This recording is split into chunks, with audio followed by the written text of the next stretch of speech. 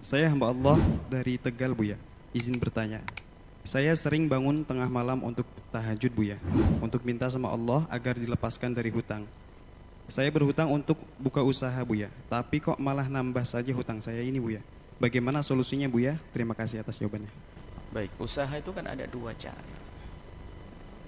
Memohon kepada Allah. Yang kedua adalah usaha zahir. Dia sudah tahajud ingin menghindar dari hutang, dia sudah punya hutang. Akan tapi caranya dia itu masih saja seperti dulu cara kerjanya. Bekerja tidak lihat dulu pertimbangan bisnis, minjem duit lagi. Ngutangnya masih jalan. Gaya hidupnya belum dirubah. Artinya kalau orang merasa dirinya punya utang, dia semangat ingin membayar utangnya, itu dulu, jangan ambisi ingin kaya dulu, selesaikan utangnya dulu. Kan begitu ajaran Nabi. Kalau memohon kepada Allah agar dijauhkan dari utang. Minta kepada Allah agar diberi petunjuk rezeki yang halal yang bersih. Kemudian cita-cita untuk bisa membayar utang. Dan gaya hidupnya pun dikurangi, jangan foya-foya saja. Sekarang punya utang, sudah punya utang, gaya hidupnya nggak berubah, ngutangnya pun juga nggak berubah. Biarpun tahajud ya ngutang lagi besoknya ya nambah. Dia gimana nggak nambah dihitung sama orang kok.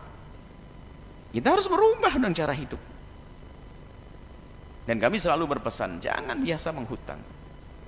Lebih baik hidup dengan kesederhanaan, nasi liwet tanpa punya utang.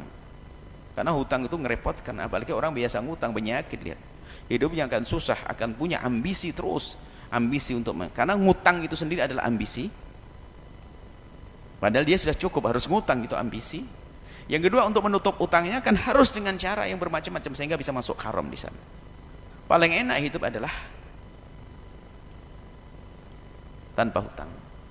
Katakan apanya, husnun bin nahari wa hammun bil laili. Siang malam gelisah, malam susah tidur, siang susah keluar rumah ketemu orang-orang. Orang punya utang, ngapain?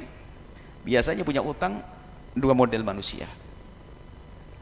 Yang pertama adalah cara hidupnya yang nggak benar, gampang ke bawah cara hidupnya orang lain, ikut-ikutan. Yang kedua karena tamak, itu rata-rata punya hutang. Dan orang yang punya hutang karena ini susah dia menyelesaikan permasalahannya.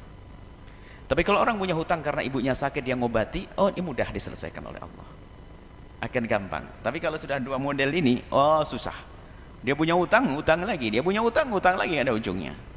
Kalau orang punya hutang karena mungkin punya musibah, karena dia sakit dan sebagainya, lihat, bahkan alangkah banyaknya, alangkah mudahnya Allah selesai. Kadang-kadang yang dipinjamin duit memaafkan, oh dia sakit. Tapi kalau hutang dengan dua model tadi, Masya Allah, gaya hidup, tersiksa dia. Ayo biasa dengan kesederhanaan yang diajarkan Nabi. Baju merek nggak usah macam-macam. Meninggal pun sama merek, yang nggak ada beda presiden dengan pejabat dengan rakyat. Orang kaya dengan orang melarat sama, kain kafan semuanya. Di liang lahat mau apa? Mau gaya-gaya biasa. Cuman kalau diberi oleh Allah nikmatan ya dipakai, tapi jangan merubah diri kita menjadi seorang yang sombong dengan sesuatu yang sifatnya tambahan dan karunia dari Allah itu. Wallahu a'lam.